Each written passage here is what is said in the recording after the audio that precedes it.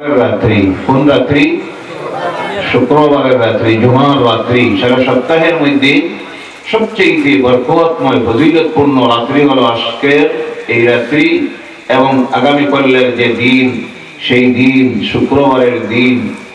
আল্লাহ পাক উম্মতে মুহাম্মদীকে বিভিন্নভাবে নিয়ামত দিয়েছেন যাতে করে তারা এর মাধ্যমে আল্লাহর জান্নাতে যেতে পারে। আল্লাহ চায় না আখিরি জামানার নবীর উম্মতেরা জাহান্নামে যাও, এটা আল্লাহর যাদের বরদাস্ত হয় না। বলে সুবহানাল্লাহ। আমরা যারা এখানে বসে আছি এই নিয়ত করে বসবো আজকের এই মাহফিলটা আমাদের জন্য যেন নাজাতের জরিয়া হয়ে যায়। বলেন আল্লাহুম্মা আমিন। আমরা এসেছি গুনাহগার হিসাবে, বসে আছি আল্লাহর কালামের আলোচনার মাহফিলে।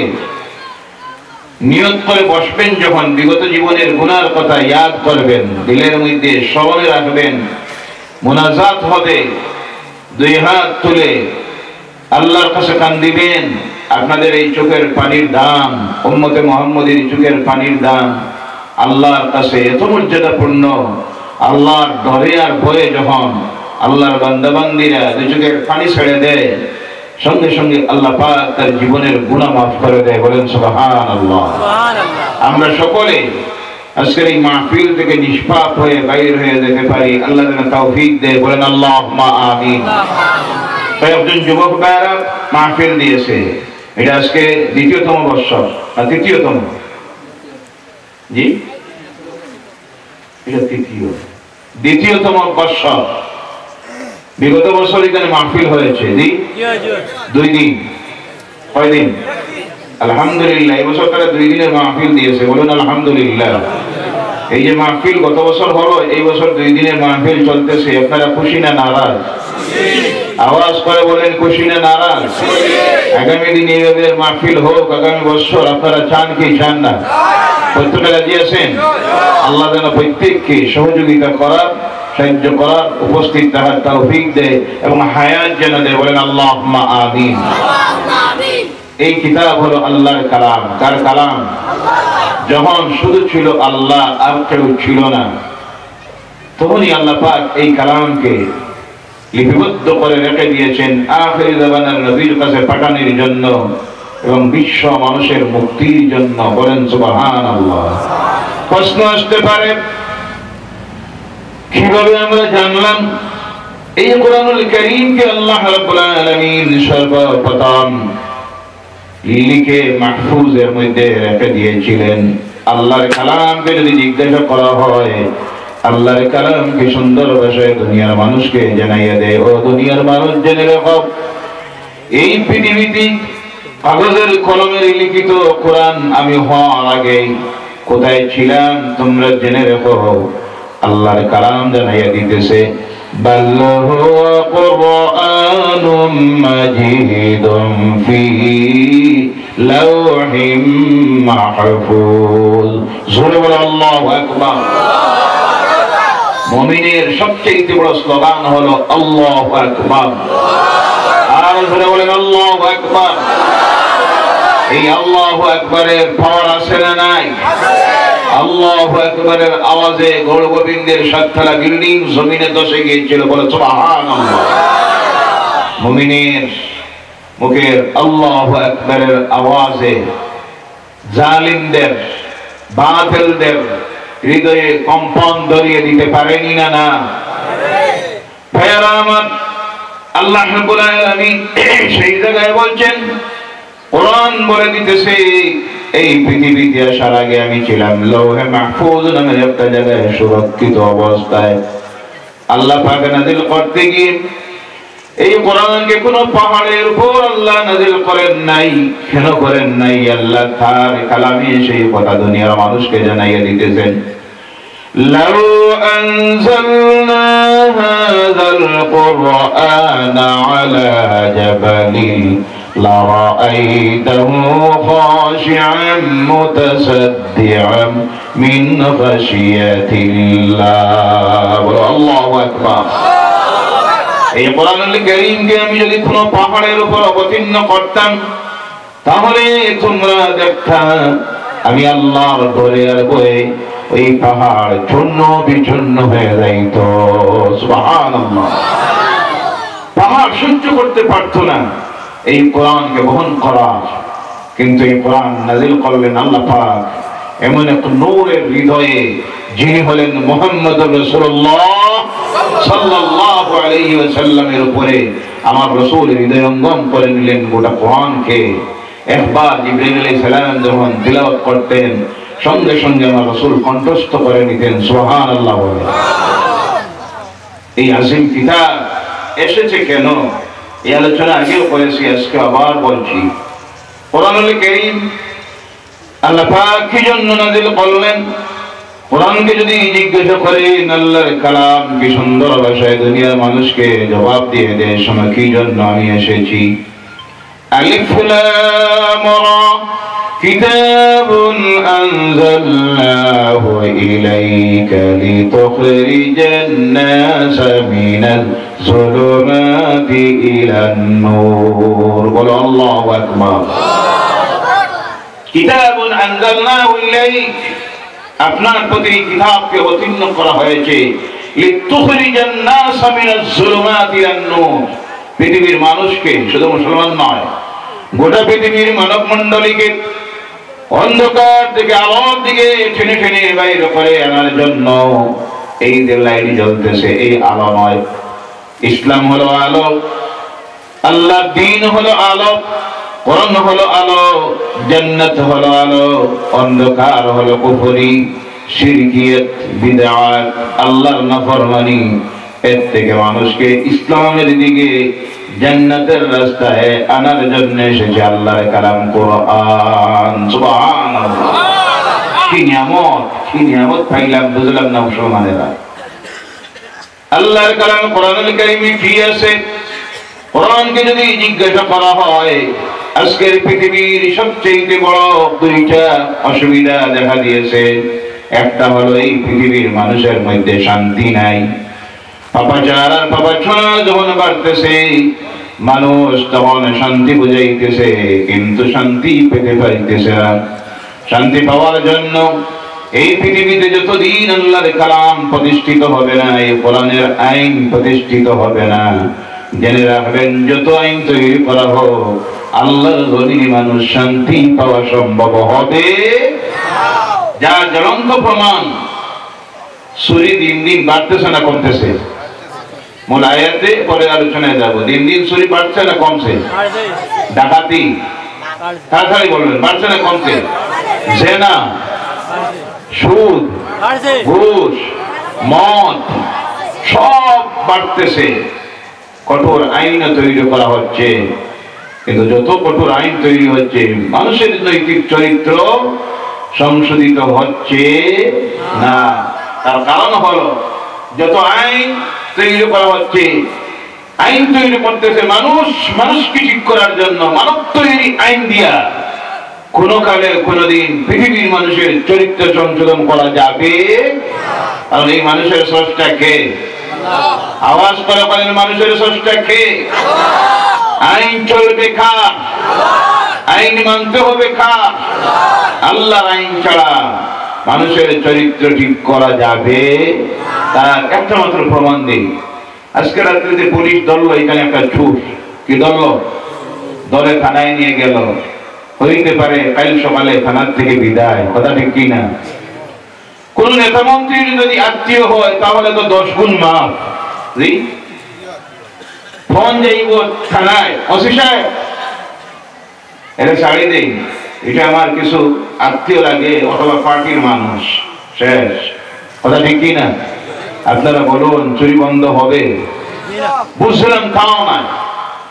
নেতৃত্বাধীন কোনো ব্যক্তিকে বললেন এটা ছাড়ি দেও, যা কিছু একটা দেওয়ার লাগে পরে আমি দিব। জি, কথা বোঝা যা? দেওয়া হইল 5,000, কয় হাজার? সুরের বিদায়। সুর চুরি করতে এখন জানেন বেশির থেকে বেশি একদিন লকাপে টাকা লাগবো, বা গেলে বেশির থেকে বেশি 5,000 বা 10,000 যাইব। এরপরে সুর জানে আমারে যদি কোর্টে চালান দেওয়া হয়, বেশির থেকে বেশি থাকতে লাগবো কয় মাস? 3 মাস। এরপরে জানি পরবর্তীতে হইতে পারে বিদুষ খালাস, আর না হয় কেই চলবো, কেই চলতে চলতে কৌটে থাকবো কেস আমি এই মুখে কবরস্থানে হয়নি না না। এইভাবে আইন দিয়ে মানুষের চরিত্র ঠিক করা যাবে? আল্লাহর আইন চুরিতে ধরা পড়েছে, السارق والسارقة فاقطعوا أيديهما, চোর যদি নারী হয় অথবা পুরুষ হয় চুরিতে ধরা পড়েছে সঙ্গে সঙ্গে তারা হাতটা কেটে দাও। কে করে দাও? হাত কেটে দাও। আল্লাহর আইন, কঠোর আইন মনে মনে ভাবতে পারে, কিন্তু যখন এই চোরের হাত কাটা হবে সোশ্যাল মিডিয়ায় সঙ্গে সঙ্গে প্রকাশিত হলো একটা চোর চুরিতে ধরার পর তার হাত কাটা গিয়েছে, পত্রিকার হেডলাইনে প্রকাশিত হলো চোরের চুরিতে ধরা পড়ে হাত কাটা গেছে। এই সংবাদ দেখার পর আর কোন চোরের তার বাপের সাহস হবে না চুরি করার, কথা ঠিক কিনা?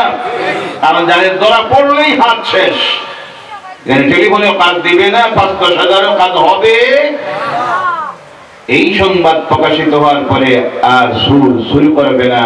তার জ্বলন্ত প্রমাণ মক্কাতুল মুকাররমায় যারা গিয়েছেন দেখেছেন, মসজিদে আল্লাহর ঘরে আযান দেওয়া হয়, মসজিদুন নববীতে আযান দেওয়া হয়, দোকানের মালিক দোকান খোলা, লক্ষ কোটি টাকার মাল একটা মুসল্লার সামনে ঝুলাইয়া দেয়, মানে বুঝাইয়া দিতে চায় এই দোকানে এমন কেউ নাই, সব চলে গেছে নামাজে। বলেন সুবহানাল্লাহ।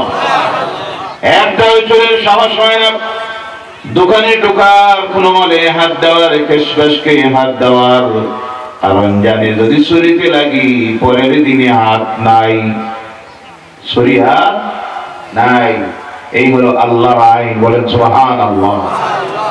ভাইরা আমার, এই পৃথিবীতে যদি শান্তি পাইতে হয় যেতে হবে কার কাছে? যত গুনাহের কাজ এই জমিনে আজকে দায়ের হয়েছে, এর ঔষধ পাওয়ার জন্য, মানুষকে গুনাহ থেকে বাঁচানোর জন্য কার কাছে যেতে হবে? আল্লাহ বলেছেন এমন একটা কিতাব দিয়েছি যেই কিতাবে আছে সব। وَنُنَزِّلُ مِنَ الْقُرْآنِ مَا هُوَ شِفَاءٌ وَرَحْمَةٌ لِلْمُؤْمِنِينَ। বলো আল্লাহু আকবার। নাযিল করেছি, কোরআন অবতীর্ণ করেছি, আর এর মধ্যে দিয়েছি দুনিয়ার মানুষের জন্য সব রোগের ঔষধ। আর মুমিন যারা, ও মুমিনেরা, তোমাদের জন্য এর মধ্যে দিয়েছি শান্তি। সুবহানাল্লাহ। মুমিনদের জন্য আল্লাহ বলছেন এর মধ্যে দেওয়া হয়েছে শান্তি। কিন্তু আজকের পৃথিবীতে সবচাইতে অশান্তিতে যারা, তারা কারা? মুসলমানেরা। তারা কারা? ফিলিস্তিন, সিরিয়া, এরপরে বাংলাদেশ, পাকিস্তান, লেবানন, লিবিয়া, নাম বললে শেষ হবে না। অশান্তির জিন্দেগি যাদের আজ পৃথিবীতে চলতেছে তারা হলো মুসলমানেরা। তারা কারা? আল্লাহ বলছেন মুসলমানদের জন্য আল্লাহ শান্তি বলছেন না, আল্লাহ বলছেন এর মধ্যে দিয়েছি শান্তি মুমিনদের জন্য। কার জন্য? মুমিনদের জন্য। আওয়াজ করে বলবেন কার জন্য? মুমিনদের জন্য। এখন পৃথিবীতে মুসলমান বেশি না মুমিন বেশি? ভাইরা আমার, বর্তমান পৃথিবীর জনসংখ্যা হলো 800 কোটির ঊর্ধ্বে। কত কোটি? 800 কোটির ঊর্ধ্বে বর্তমান পৃথিবীর জনসংখ্যা। ওই জনসংখ্যার 4 ভাগের 1 ভাগ হলো মুসলমানেরা। 182 কোটির ঊর্ধ্বে মুসলমান। সুবহানাল্লাহ। এই 182 কোটি মুসলমানের মধ্যে যদি আপনি দেখতে যান, সমীক্ষা যদি চালান, বাস্তবে যদি দেখতে যান, তাহলে দেখবেন এই মুসলমানদের মধ্যে বর্তমানে শতকরা 95 জন হলো বেনমাজি। হাসান মিছা? কথা বলবেন, কথা বলবেন। হাসান মিছা? যারা নামাজ পড়ে না তারা মুমিন। জি, তারা মুমিন? মুমিন নয়। আল্লাহ বলেছেন মুমিনদের জন্য দিয়েছি শান্তি। মুমিন হয়ে যাও, শান্তির জিন্দেগি হয়ে যাবে। মুমিন হতে পারবা না, বেইজ্জতির, জুলুমের, নির্যাতনের, অত্যাচারের, বঞ্চনার জিন্দেগি হবে এই পৃথিবী, যার জ্বলন্ত প্রমাণ আজকের এই পৃথিবী। শতকরা এখন পর্যন্ত 95% মুসলমান নামাজ পড়ে না, যার জন্য আল্লাহর কসম এই পৃথিবীতে এদের শান্তি পাওয়ার অধিকার নাই। শান্তি যদি পেতে হয় 100% মুসলমান নামাজি হতে হবে, আর নামাজি যদি হয়ে যায় আল্লাহর কসম, বলেন সুবহানাল্লাহ, শান্তি আর শান্তির জিন্দেগি হবে। তাহলে আওয়াজ করে বলুন, আজ থেকে আমরা নামাজ পড়ব কয় ওয়াক্তের? আওয়াজ করে বলেন কয় ওয়াক্তের? কারা কারা 5 ওয়াক্তের হাত উঠান আর বলেন নারায়ে তাকবীর, নারায়ে রিসালাত। আয় আল্লাহ, আজ থেকে 5 ওয়াক্তের নামাজ পড়ব ইনশাআল্লাহ। হাত নামান, আল্লাহ যেন তৌফিক দেয়। সকলে বলেন আল্লাহুম্মা আমিন। ও মুসলমানেরা, দুঃখ লাগে, আফসোস লাগে, আয়াতের উপর আলোচনায় চলে যাব। আজকে এক একটা মসজিদের অবস্থা এমন হয়েছে, ফজরের সময় 3 জন 2 জন ইমাম সাহেব, মুয়াজ্জিন সাহেব, মসজিদ 2 কোটি টাকার মসজিদ দান দিতেছে। মসজিদও মাশাআল্লাহ আলহামদুলিল্লাহ, এসি, বিদেশি টাইলস, কায়দা করি অনেক টাকা। হুজুর আমরা মসজিদে খরচ হয়েছে 2 কোটি টাকা। কয় কোটি টাকা? ইমাম সাহেবের বেতন কত? 4000। জি 4000, 5000। নাউজুবিল্লাহ বললেন না? মসজিদ আগে না মুসল্লি আগে? কে আগে? মুসল্লি হইলে তো মসজিদের দরকার। ফজরে 60 জন আর মসজিদ দুতলা, 3 কোটি টাকা, 2 কোটি টাকা, 90 লক্ষ টাকা। নাউজুবিল্লাহ বলেন। মসজিদ আগে না মুসল্লি আগে? ইমাম আগে না মসজিদ আগে? কোনটা আগে? ইমামের ভবন নাই, রুয়ার বর নাই, 5000 বেতন, আর মসজিদে 2.5 লাখ এসি। নাউজুবিল্লাহ বলেন। এই মসজিদের কোনো মূল্য আল্লাহর কাছে নাই। আগে মুসল্লি বানান, নামাজি হয়ে যান, এরপরে মসজিদ বানান। নতুবা এই মসজিদ বানানোর কারণে জাহান্নামে যেতে হবে। কোথায় যেতে হবে? জাহান্নামে যেতে হবে। আল্লাহ আমাদেরকে হেফাজত করুন। সকলে বলেন আল্লাহুম্মা আমিন। তিলাওয়াত করেছি কোরআনুল কারীমের 2 নম্বর সূরা, সূরা আল বাকারা, যে সূরাকে বলা হয় কোরআনের সবচেয়ে দীর্ঘতম সূরা, সবচেয়ে নম্বর সূরা, সূরা আল বাকারা। কোরআনের সূরার সংখ্যা হলো 114টা।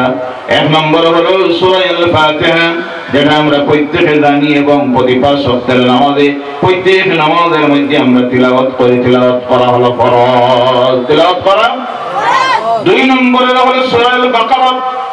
সূরা আল বাকারার 152 নম্বর আয়াত থেকে শুরু করে 156 নম্বর আয়াত পর্যন্ত আপনাদের সামনে তিলাওয়াত করেছি। প্রথমে আলোচনায় যাই 153 নম্বর আয়াত, যে আয়াতের মধ্যে আল্লাহ পাক দুনিয়ার মানুষকে বলতেছেন, ও দুনিয়ার মানুষেরা শোনো, وَلَنَبْلُوَنَّكُمْ بِشَيْءٍ مِّنَ الْخَوْفِ وَالْجُوعِ وَنَقْصٍ مِّنَ الْأَمْوَالِ وَالْأَنفُسِ وَالثَّمَرَاتِ। কোন কোন সময় আমি তোমাদেরকে পরীক্ষা করব। কি করব? পরীক্ষা করব। ভয়ের মধ্যে ছেড়ে দিয়া, ক্ষুধার মধ্যে ছেড়ে দিয়া, তোমাদের নিজের নফসের উপরে, জানির উপরে ক্ষতিগ্রস্ত করাইয়া, তোমাদের ফল ফসলাদির মধ্যে ক্ষতিগ্রস্ত করাইয়া আমি আল্লাহ তোমাদেরকে পরীক্ষা করব। ওই পরীক্ষা যখন করব তখন শুনে রেখো, وَلَنَبْلُوَنَّكُمْ بِشَيْءٍ مِّنَ الْخَوْفِ وَالْجُوعِ وَنَقْصٍ مِّنَ الْأَمْوَالِ وَالْأَنفُسِ وَالثَّمَرَاتِ وَبَشِّرِ الصَّابِرِينَ। তখন তোমরা যদি ধৈর্য ধারণ করতে পারো তাহলে সুসংবাদ ধৈর্যশীলদের জন্য। সুবহানাল্লাহ। অবশ্যই সাবিরিন, সুসংবাদ ধৈর্যশীলদের জন্য। ইজা আসাবাতহুম মুসিবা, যখন তোমাদের উপর কোন মুসিবত, বিপদ আসবে, তখন তোমরা করিও কি? তোমরা বলিও, প্রত্যেকে আমার সঙ্গে জবান মিলিয়ে বলুন, ইন্না লিল্লাহি ওয়া ইন্না ইলাইহি রাজিউন। আমরা সব আল্লাহর পক্ষ থেকে, আর আমরা সব আবার ফিরে যেতে হবে আল্লাহর কাছে। কার কাছে? আল্লাহ বলছেন, এই মুসিবতে যখন আমি সারব পরীক্ষায়, তখন যদি তোমরা ধৈর্য ধারণ করতে পারো তোমাদের জন্য সুসংবাদ। তখন তোমরা বেশি কিছু করিও না, দোষারোপ আল্লাহরে করিও না, গালিগালাজ দিও না, ধৈর্য হারা হয় না, শুধু বলি আমরা সব এসেছি আল্লাহর পক্ষ থেকে। কার পক্ষ থেকে? আর ফিরে যেতে হবে কার কাছে? আল্লাহর কাছে। এবার আল্লাহ রাব্বুল আলামিন এই পরীক্ষাটা নবীদের জীবনের মধ্যে নিয়েছেন। কারণ হলো নবীদের পরীক্ষা আল্লাহ নিয়েছে ঈমানের জন্য নয়, নবীদের ঈমানে কোনো সন্দেহ নাই, তাদের মর্যাদা বাড়ানোর জন্য নয়। নবীদের জীবন হলো আমাদের জন্য মডেল, আদর্শ। নবীদেরকে দিয়ে আল্লাহ যা করাইছে তার থেকে যেন উম্মতের আদর্শ গ্রহণ করে, এর জন্য আল্লাহ নবীদেরকে দিয়ে সব পরীক্ষা নিয়েছে। সবচেয়ে বেশি আল্লাহ পাক যার পরীক্ষা নিয়েছেন তিনি হলেন আপনার আমার নবী, আখির জামানার নবী, নূরের নবী জনাব মুহাম্মদুর রাসূলুল্লাহ সাল্লাল্লাহু আলাইহি ওয়াসাল্লাম। আল্লাহ পাক কিভাবে পরীক্ষা নিয়ে আমরা দেখি। প্রথমে আল্লাহ বলছেন ভয় দিয়া। কি দিয়া? এখন আমাদের মধ্যে ভয় আসে না? নাই। সর্ব অবস্থায় ভয়, কোন সময় কোন ডার কোন আইন হবে। কারণ এই দেশের সংবিধান একদিকে, আইন আর একদিকে, কথা ঠিক কিনা? ভাইরা আমার, ভয়ের মধ্যে আল্লাহ রাসূলের আদর্শ আমাদের সামনে করতে হবে। কি আল্লাহ রাসূল কেমন ভয়ের মধ্যে পড়লেন? আল্লাহর ঘরের কিনারায় নামাজ পড়ার জন্য গিয়েছেন, নামাজের সিজদার মধ্যে গিয়েছেন। জালিম বেঈমানেরা আমার নবীর গাড়ির উপরে নিয়ে উঠের বড় তুলে রাখলো, সিজদা থেকে মাথা তুলতে পারতেছেন না। চতুর্দিকে দাঁড়াইয়া আছে, হাতে তালি দেয়। আজকে দেখো মুহাম্মদ, তোমার আল্লাহ তোমাকে কেমনে বাঁচায়। নাউযুবিল্লাহ বললেন না? আল্লাহ রাসূল অনেক কষ্ট করতেছেন, মাথা তুলতে পারতেছেন না। কিভাবে হোক মা ফাতেমার কাছে খবর পৌঁছেছে। মা ফাতেমা দৌড়ে আসেন, অনেক কষ্ট করে মহিলা মানুষ আল্লাহ রাসূলের ঘাড়ের উপর থেকে উঠে নাড়ি বুড়ি নামাইয়া দিলেন। আর বললেন, ও আব্বা, আপনাকে আমি আগেই বলেছি মক্কায় আপনার বাবা বলতে কেউ নাই, মা বলতে কেউ নাই, ভাই বলতে কেউ নাই, বোন বলতে কেউ নাই, তোমার সাহায্যকারী কেউ নাই। এই মক্কার সবটা মানুষ হলো তোমার দুশমন, আল্লাহর দুশমন, আল্লাহর দ্বীনের দুশমন। আপনি একাকে আল্লাহর ঘরের কিনারায় নামাজ পড়তে আসবেন না। সেই দিন থেকে আল্লাহ রাসূল আল্লাহর ঘরের কিনারায় নামাজ পড়া ছেড়ে দিলেন, কিন্তু নামাজে বাদ দেন।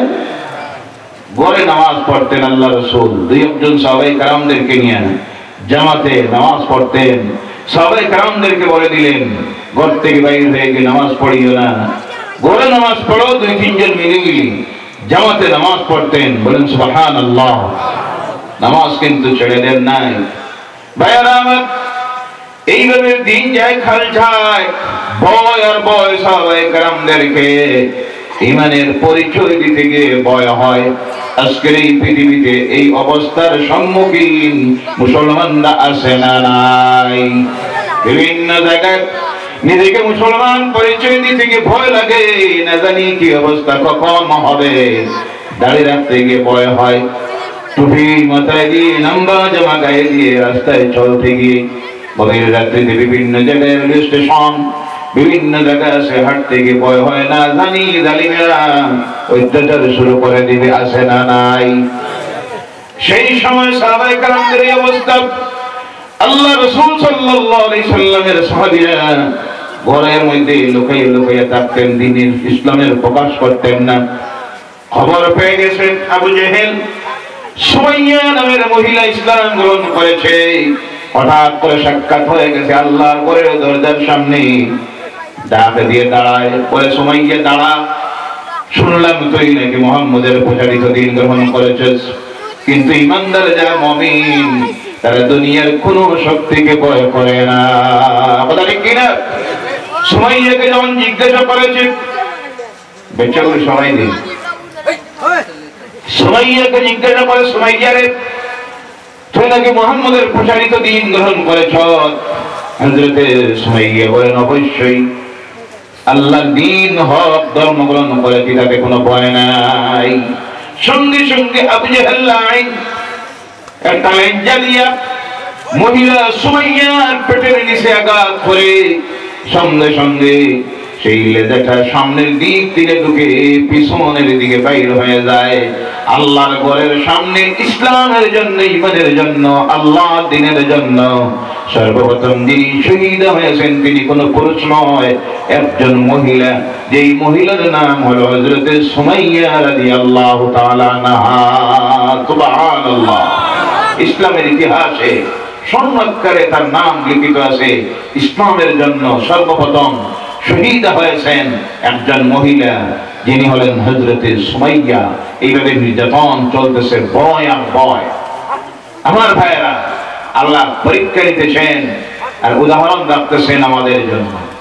2 নম্বরে আল্লাহ বলছেন ভয় দিয়ে পরীক্ষা করব। কেমন ভয়? মক্কায় মুসলমানদের আর থাকা সম্ভব হচ্ছে না। মক্কা থেকে আল্লাহ রাসূল নির্দেশ দিলেন, আমার সাহাবীরা এখানে আর থাকার পরিবেশ নেই। রাস্তায় গেলে নির্যাতন, দিনের বেলা রাত্রের বেলায়। আস্তে আস্তে করে ওই মদিনাতুল মুনাওয়ারায় চলে যাও। সাহাবায়ে কেরাম রওনা করেছেন দিনে নয়, রাত্রিতে। দিনের বেলায় দেখলে নির্যাতন করে রাস্তায়, সব চলে গেছেন। কয়েকজন মাত্র সাহাবী রয়ে গেছেন, আবু বকর, আলী সহ আরো 2-4 জন। আল্লাহ রাসূল সাল্লাল্লাহু আলাইহি সাল্লামকে আল্লাহ বলেন, আমার হাবিবি, আপনি ওইখানে আর তারা সম্ভব নয়। ভয় আর ভয়। আজকে দিনের বেলায় তারা আলোচনা করেছে এই জমিন থেকে আপনাকে বিদায় করে দেওয়ার জন্য। বলেন নাউযুবিল্লাহ। আল্লাহকে আল্লাহ রাসূল জিবরাইল পাঠিয়ে জানাইয়া দেন, ও আল্লাহর হাবিব, আজকের রাত্রিতে আপনি ওই মক্কা ত্যাগ করুন। আল্লাহ রাসূল প্রস্তুত হয়ে আছেন, রাত্রি হবে। রাত্রি যখন হয়েছে, মাগরিবের পর, সন্ধ্যার পর, মক্কার প্রত্যেক গোত্র থেকে এক একটা এসে আল্লাহ রাসূলের ঘরের চতুর্দিকে দাঁড়াইয়া গেছে, একটা গায়ের মধ্যে গা লাগাইয়া, যাতে আল্লাহ রাসূল কোনোভাবে বাইর হয়ে যেতে না পারেন। কিন্তু যে রাখবেন বাসানির মালিককে, হায়াতের মালিককে, মৌতের মালিককে, মুমিনদেরকে বাঁচানোর দায়িত্ব আল্লাহ রাব্বুল আলামিন। ওই মুমিনদের বাঁচার রাস্তা আল্লাহ জমিনে বাইর করে দেন। বলেন সুবহানাল্লাহ। এবার আল্লাহ রাসূল ঘরের মধ্যে বসা অবস্থায় চতুর্দিকে তারা দাঁড়িয়ে আছে। আল্লাহ বলেন, জিবরাইল তুমি চলে যাও। জিবরাইল আলাইহিস সালাম এসে গেছেন।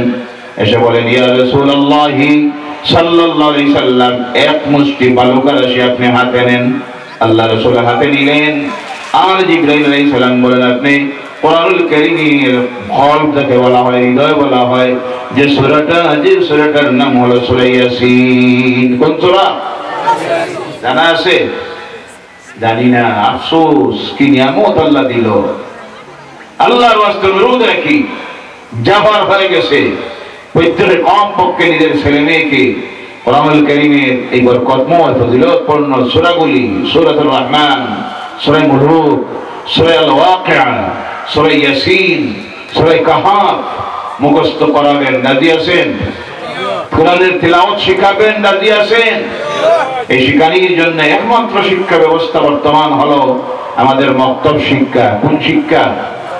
সবচেয়ে বেশি আজকে গুরুত্ব দেওয়ার প্রয়োজন মুসলমানদের মক্তব শিক্ষার উপরে এবং মাদ্রাসা শিক্ষার উপরে। মাদ্রাসা যদি উন্নত না হয়, মাদ্রাসা থেকে যদি আলিম উলামারা বাহির না হয়, মক্তবের যোগ্য শিক্ষক পাওয়া যাবে? যোগ্য শিক্ষক যদি নিয়োগ দেওয়া না যায়, তাহলে আপনার ছেলে মেয়ে কোরআন তিলাওয়াত শিখবে না। যোগ্য শিক্ষক রাখতে হলে কমপক্ষে বেতন দিতে হবে 10,000। কয় হাজার? আর আমরা চিন্তাধারা হইল, অনেকে ফোন করে কয়, হুজুর একজন ইমাম সাহেব দিবা। আমি কই বেতন লাগবো 10,000। জি না, কোন রকম চলতো হলে একজন দিবা। দেখছেন অবস্থা? কোন রকম চলতো, নামাজ হোক না হোক এই লক্ষ্য নাই, মক্তবে পড়া হোক না হোক। তাই বললাম কোন রকম বলতে, জুমা পড়াইতাম মাঝে মধ্যে, অক্তি নামাজে আইলে ওইব, বেতন বেশি থেকে বেশি। আমরা গরিব মহল্লা, 60-5,000 উপরে দিতে পারতাম না। এক জায়গায় গেলে মুসলমান গরিব হয়। কোন জায়গায়? মসজিদে। কোন জায়গায়? মসজিদে। ইমামের বেতন যদি হয় 200 টাকা মাসে, এটা দিতে পারে না। ঘরে 3টা মোবাইল আছে, রিচার্জ প্রত্যেক মাসে করে 1,000 দেয়নি না? না, আগে দেওয়া লাগে না বাদে? আগে। ইমামের বেতন আগে না বাদে? এরপরেও দেয় না। নাউযুবিল্লাহি মিন যালিক। নিজের বাচ্চাগুলিকে সুশিক্ষায় শিক্ষিত বানান। কোরআনের শুদ্ধ তিলাওয়াতকারী বানান। আল্লাহ রাসূল বালি হাতের মধ্যে নিলেন, তিলাওয়াত শুরু করলেন। পড়ুন যাদের জানা আছে। বিসমিল্লাহির রহমানির হাকিম ইন্নাকা লামিনাল মুরসালিন আলা সিরাতিম মুস্তাকিম।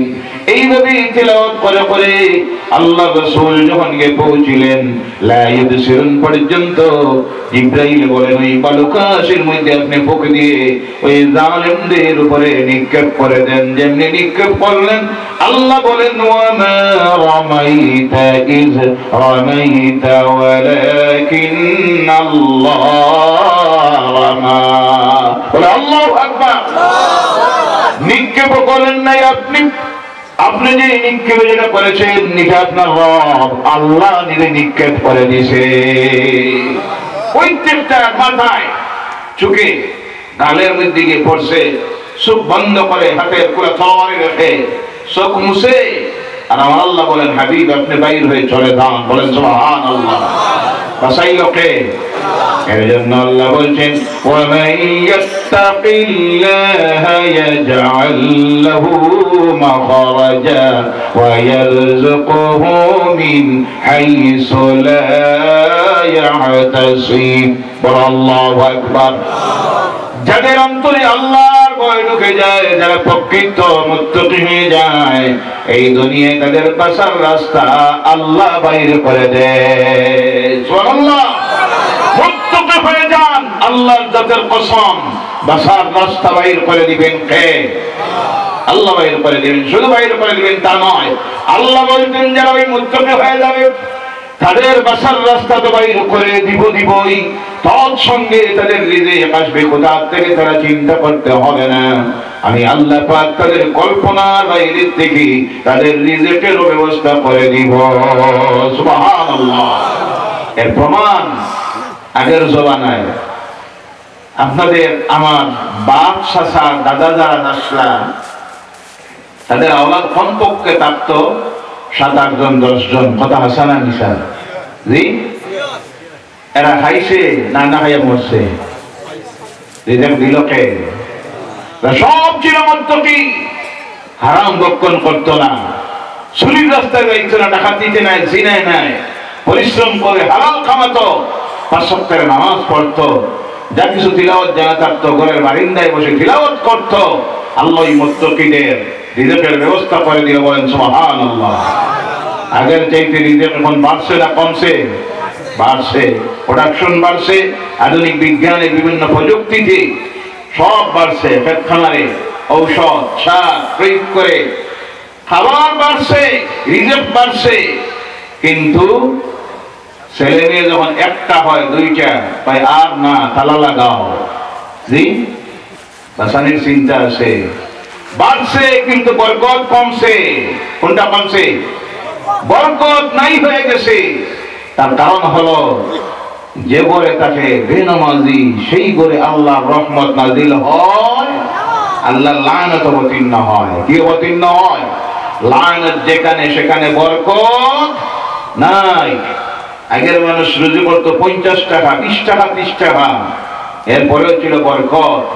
আর এখন রুজু করে মাসে 50,000, এরপরেও দেখা যায় মাস কুলায় না। কথা ঠিক কি না? শুধু আপনার আমার ঘরে কেন, সারা পৃথিবীর থেকে বরকতের বিদায় হয়ে গেছে। আমার এই দেশ থেকেও বরকতের বিদায় হয়ে গেছে, কারণ এখানে চলতেছে গুনার গুনাহ, জেনা জেনা, মদ সুদ ঘুষ জুলুম অত্যাচার যখন চলতেছে, রহমতের বিদায় হয়ে গেছে, লানত অবতীর্ণ হচ্ছে, যার কারণে বরকত প্রোডাকশন যদিও বাড়ছে, বরকতের বিদায় হয়ে গেছে। বরকত পাইতে হলে রহমত বর্ষণ করাইতে হয়, আর রহমত আসতে হলে কোরআন মানতে হয়। বলেন সুবহানাল্লাহ। ভাইরা আমার, আল্লাহ রাসূল চলে গেলেন মদিনাতুল মুনাওয়ারায়। যাওয়ার সময় ওই মক্কা থেকে পশ্চিমে পাহাড়, মাত্র 3 কিলোমিটার দূরের পাহাড়, সেই পাহাড়ের গুহার ভিতরে গিয়ে আশ্রয় নিয়েছেন। আল্লাহ পরীক্ষা করতেছে কিভাবে, দেখেন বয়ের মধ্যে ছেড়ে দিয়েছে। অনেক লম্বা ঘটনা, পিছনে খোঁজানো শুরু করেছে, খুঁজে খুঁজে গিয়ে এমন একটা ছিদ্র ঢোকার, আর উপরের যে পাথর, এই পাথরের উপরে গিয়ে দাঁড়ায় গেছে, চতুর্দিকে তাকায়। হযরত আবু বকর সঙ্গের সাথী আল্লাহ রাসূলকে বলেন, ইয়া রাসূলুল্লাহ সাল্লাল্লাহু আলাইহি সাল্লাম, মনে হয় আমরা ধরা পড়ে গেছি। এরা যদি তাদের পায়ের দিকে তাকায় তাহলেই তো আমাদেরকে দেখে নিবে। কিন্তু আল্লাহ রাসূল সেই সময় ধৈর্য ধারণ করলেন আর নিজের সঙ্গের সাথীকে কি কথা বললেন, আল্লাহ কোরআনুল কারীমে সেই কথাটাকে কোট করতেছেন। আল্লাহ বলেন, সেই সময় আল্লাহ রাসূল তার সঙ্গের সাথীকে বলেছিলেন, লা তাহজান ইন্নাল্লাহা মা'ানা। জোরে বলো আল্লাহু আকবার। লা তাহজান, ভয় করিও না, চিন্তা করিও না, আমাদের সঙ্গে আল্লাহ আছেন। সুবহানাল্লাহ বলেন। কে আছেন? আল্লাহ বাঁচাইলো কিভাবে? একটা মাকড়সা সামনে জাল বানিয়ে দিল, আর দুইটা কবুতর সে বাসা বানাইয়া ডিম পেড়ে তা দেওয়া শুরু করলো। ইসলামের দুশ্মনেরা বলল, এখানে কেউ নাই, কেউ নাই। তাকলে এটা থাকতো না, বাইরে হয়ে চলে গেছে। এবার আল্লাহ পাক খুদার মধ্যে ছেড়ে দিয়ে পরীক্ষা নিল কিভাবে দেখেন। হযরত জাবির রাদিয়াল্লাহু তাআলা বলছেন, খন্দকের যুদ্ধের দিন যখন এসে গেছে, মদিনা আক্রমণ করবে, তারা বিরাট বাহিনী এসে গেছে। সালমান ফারসি সাহাবীর পরামর্শে আল্লাহর রাসূল হাজার সাহাবায়ে কেরামদেরকে নিয়ে মদিনার চতুর্দিকে খাল খনন করতেছেন। খন্দকের যুদ্ধ যাকে বলা হয়। হযরত জাবির রাদিয়াল্লাহু তাআলা বলেন, আমি আল্লাহর হাবিবের পাশে দাঁড়িয়ে মাটি কাটতেছি, হঠাৎ করে দেখি আল্লাহ রাসূলের পেট মুবারকের উপর থেকে জামা সরে গেছে, আর দেখি আল্লাহ রাসূলের পেট মুবারকের উপরে দুইটা পাথর বাঁধা অবস্থায়। সুবহানাল্লাহ। যে নবী হাত তুলতে হতো না, মুখ দিয়ে বলতে হতো না, অন্তরে ভাবলে আল্লাহ কবুল করে নিত। বলেন সুবহানাল্লাহ। কিন্তু আল্লাহর কাছে দুনিয়া ছাড় নাই, উম্মতের জন্য আদর্শ রেখেছেন। ছাওয়ার প্রয়োজন তো হতো না। যে পাহাড়ের উপরে দাঁড়িয়েছিলেন, রক্ত ঝরেছিল, আজকে সেই পাহাড় উহুদের পাহাড়। কোন পাহাড়? সব জায়গা কিনি আগে না কইলে সারা নাই। 1 ঘন্টা হইতে দেখা যায় আধা খালি, আর আরো 1 ঘন্টাতে হইব কি? জি, আমার তো যাইতে লাগবো 4 ঘন্টা, আপনারও লাগবো 10 মিনিট, এরপরেও দেখা যায় খারাপ হলো। শেষ করে দেই? জি, মুনাজাত হয়ে যাক। লা ইলাহা ইল্লাল্লাহ, লা ইলাহা ইল্লাল্লাহ, সুবহানাল্লাহ ওয়ালহামদুলিল্লাহ ওয়া লা ইলাহা ইল্লাল্লাহ, লা ইলাহা ইল্লাল্লাহ, লা ইলাহা ইল্লাল্লাহ, লা ইলাহা ইল্লাল্লাহু মুহাম্মাদুর রাসূলুল্লাহ সাল্লাল্লাহু আলাইহি ওয়াসাল্লাম। যে পাহাড়ের উপর দাঁড়িয়েছিলেন, রক্ত ঝরেছিল যে পাহাড়ে, আজকে দেখা যায় 32 কিলোমিটার দীর্ঘ উহুদের পাহাড়। সৌদি আরবের খনন কার্যকারী যারা ভূতত্ত্ববিদ, তারা আজকে অনুসন্ধান করে গিয়ে দেখেছে গোটা উহুদের পাহাড়ের উপরে পাতলা একটা পাথরের পরে আর 32 কিলোমিটার লম্বা দীর্ঘ গোটা পাহাড় সোনার খনি। সুবহানাল্লাহ বলেন। যে নবীর রক্ত ঝরার কারণে যদি গোটা পাথরের পাহাড়কে আল্লাহ সোনা বানাইয়ে দিতে পারে, সেই নবী হাত তুললে সারা পৃথিবী সোনা বানাইতে পারতেন না? কিন্তু পেটে পাথর বাঁধতেছেন উম্মতকে আদর্শ শিখিয়ে দেওয়ার জন্য। হযরত জাবির কিনারায় গিয়ে বলেন, ইয়া রাসূলুল্লাহ সাল্লাল্লাহু আলাইহি সাল্লাম, আপনার পেটের উপরে কেন 2টা পাথর বাঁধা?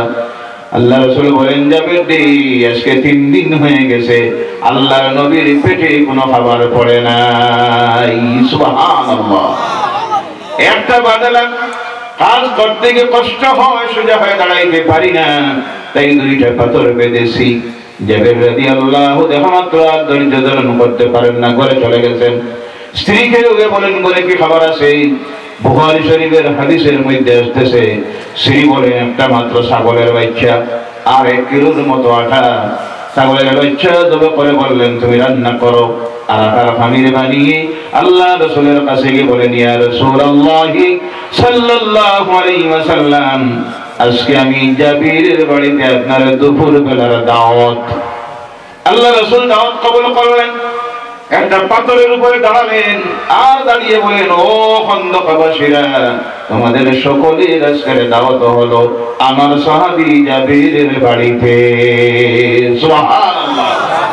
জাবির রাদিয়াল্লাহু তাআলা চিন্তায় পড়ছেন, দাওয়াত দিলাম একজনকে, আর এখন যে মুসিবতে পড়লাম, এখানে কাজ করতেছেন 1000 সাহাবায়ে কেরাম। সুবহানাল্লাহ, সুবহানাল্লাহ।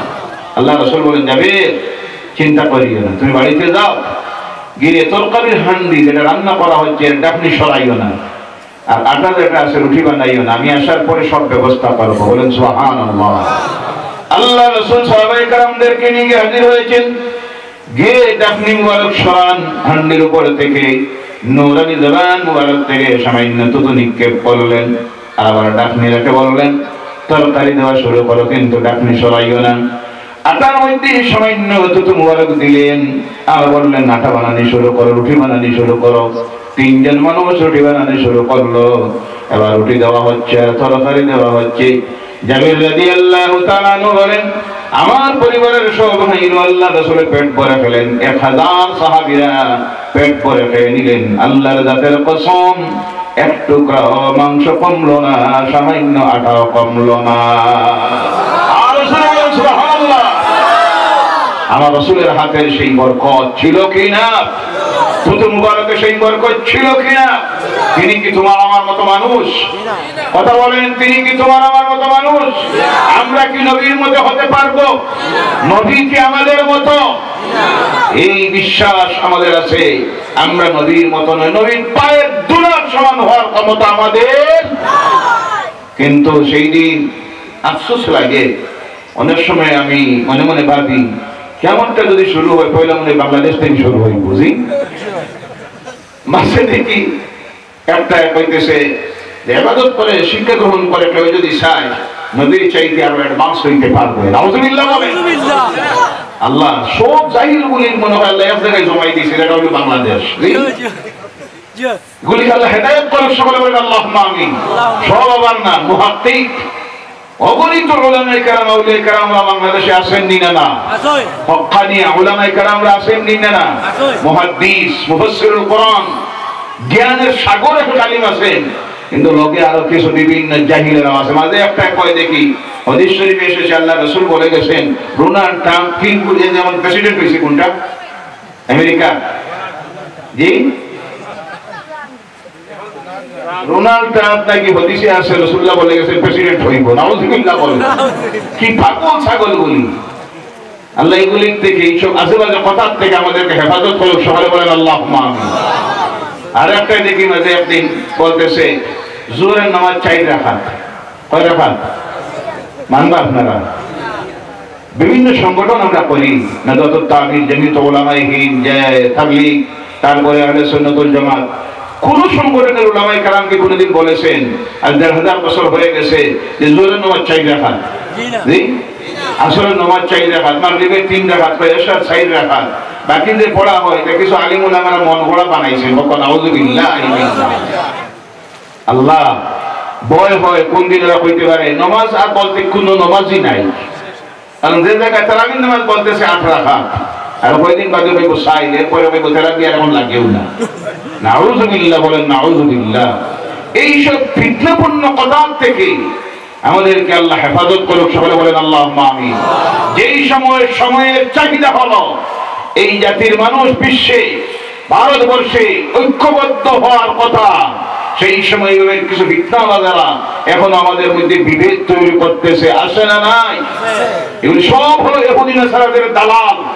এদের থেকে আল্লাহ আমাদেরকে হেফাজত করুক, সকলে বলেন আল্লাহুম্মা আমিন। আল্লাহ রাসূল সাল্লাল্লাহু আলাইহি সাল্লাম এবার উদাহরণ রাখলেন, ক্ষুধার যন্ত্রণায় পড়েও কারোর কাছে কি হাত পাতান নাই। আমার সমাজের মানুষের সবচেয়ে বড় অপদভ্যাস হলো কোন বিপদে মুসিবতে পড়া মাত্রই আল্লাহর কাছে না চাইয়া, আল্লাহর কাছে না বলে দুনিয়ার মানুষের কাছে গিয়ে অভিযোগ পেশ করা শুরু করে। আজকে এক বেলা হইছে খাইলাম না, উপবাসটা কি দুঃখ গেল না, এই গেল না, সেই গেল না। জেনে রাখেন, দুনিয়ার মানুষের কাছে বলে কোনো লাভ হবে, বলার জায়গা একটা, কোন জায়গা? ছাড়ার জায়গা কোনটা? বাদশা শাহজাহান দিল্লির সিংহাসনে বসেছিল, তারা এই দেশটাকে শাসন করলো। মুঘল সম্রাটেরা সবটা ছিল আল্লাহর ওলি, বলেন সুবহানাল্লাহ। যতটা মুঘল সম্রাট ছিল সব ছিল আল্লাহর ওলি, বলেন সুবহানাল্লাহ। একমাত্র আকবর নামের নাফরমান বাদ দিয়া বাকি যারা এই দেশ শাসন করেছে সব ছিল আল্লাহর ওলিরা। ইনসাফের সহিত আপনারা বলেন, আল্লাহর কোন ওলি কোন সময় মন্দির ভাঙ্গিয়া এর উপরে মসজিদ বানাইব? কথা বলেন। এই মাসলা তাদেরকে জানা ছিল না। মন্দিরের জায়গায় মসজিদ বানানি না যায়, পরের জায়গায় মসজিদ বানাইলে এই মসজিদে নামাজ পড়া যায় না। কিন্তু দুঃখ লাগে, আফসোস লাগে, বিভিন্ন রাজনৈতিক দলের মানুষ থাকতে পারেন। আজকে এই দেশ স্বাধীন হওয়া 100 বছর গেল। স্বাধীনতার আগে ব্রিটিশেরা শাসন করলো, মুঘলেরা শাসন করলো 665 বছর। কেউ একবারও এই চিন্তা করলো না কোন মসজিদের তলে মন্দির। এখন মাত্র পূজানি শুরু হইল, কোন জায়গায় মন্দির লুকাইছে? নাউজুবিল্লাহ বলেন। যারা জাতির সমাজের মধ্যে এইসব বিষয় নিয়ে বিভেদ তৈরি করতে চায়, আল্লাহ তাদেরকে হেদায়েত করুক, সকলে বলেন আল্লাহুম্মা আমিন। মুঘল সম্রাটেরা অগণিত মন্দির বানাইয়া দিয়ে গেছে। মন্দিরের পুরোহিতদের বেতন দেওয়ার জন্য শত শত একর জমিন দান করে দিয়ে গেছে, বলেন সুবহানাল্লাহ। কারণ তারা জানতো এক দেশে যে কোনো ধর্মের মানুষ থাকুক না কেন, প্রত্যেকটা ধর্মাবলম্বীকে, বিশেষ করে ইসলামী রাষ্ট্র যদি হয়, সেই রাষ্ট্রে অন্যান্য ধর্মের মানুষ যারা থাকে তাদের সম অধিকার দিতে হয়, ধর্মীয় অধিকার দিতে হয়, ফান্ডামেন্টাল রাইটস যাকে বলা হয় তা তাদেরকে দিতে হয়। বিশেষ করে তাদের ধর্মীয় অনুষ্ঠান, ধর্মীয় উপাসনালয়ের নিরাপত্তা দেওয়া সেই রাষ্ট্রের মুসলমান সরকারের জন্য ফরজ, বলে সুবহানাল্লাহ। কথা ঠিক না? অনেক সময় আমি গতকালও বলেছি, সোশ্যাল মিডিয়ায় আমরা কিছু সংবাদ দেখি, সত্য মিথ্যা জানি না। যদি সেটা সত্য হয়ে থাকে, প্রতিবেশী দেশ বাংলাদেশ, সেখানে সংখ্যালঘু ভাইয়েরা যারা হিন্দু ধর্ম অবলম্বীরা, তাদের উপর নাকি অত্যাচার চলতেছে, ঘরবাড়িতে আগুন দেওয়া হচ্ছে, মন্দির ভাঙ্গা হচ্ছে, প্রতিমা ভাঙ্গা হচ্ছে। আমি গতকালও বলেছি, আজও বলছি, এটা যদি হয়ে থাকে তীব্র প্রতিবাদ, নিন্দা আমরা জানাই। কথা ঠিক কিনা? যারা এইসব করতেছে তারা মুসলমানের দাবি করতে পারে না। ওগুলি হলো ধর্মীয় উন্মাদরা, ধর্মীয় সন্ত্রাসীরা।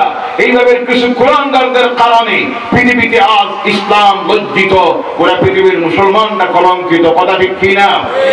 আমাদের এই দেশের সরকারের মাধ্যমে আমরা সেই দেশের সরকারের কাছে দাবি জানাই, আজকের এই তাফসীরুল কোরআনের মাহফিলের পক্ষ থেকে এইভাবে যদি হয়ে থাকে, যারা করতেছে কঠোরভাবে আইনি ব্যবস্থা যেন তাদের প্রতি নেওয়া হয়, এবং সেই দেশের সংখ্যালঘু যারা তাদের পূর্ণ নিরাপত্তা যেন দেওয়া হয় এবং সুবিচার যেন করা হয়। কথা ঠিক কিনা? কারণ এই শিক্ষা আমাদেরকে দিয়েছে ইসলাম। কে দিয়েছে? কোরআন আমাদেরকে শিখাইয়া দিয়েছে, লা ইকরাহা ফিদ্দীন, লাকুম দীনুকুম ওয়ালিয়া দীন। বলেন সুবহানাল্লাহ। তার ধর্ম একটা হতে পারে, আমার ধর্ম একটা হতে পারে। সে তার ধর্ম কর্ম করবে, আমি আমার ধর্ম কর্ম করব। একজনে আরেকজনের ধর্মে কোনো অধিকারে বাধা দেওয়া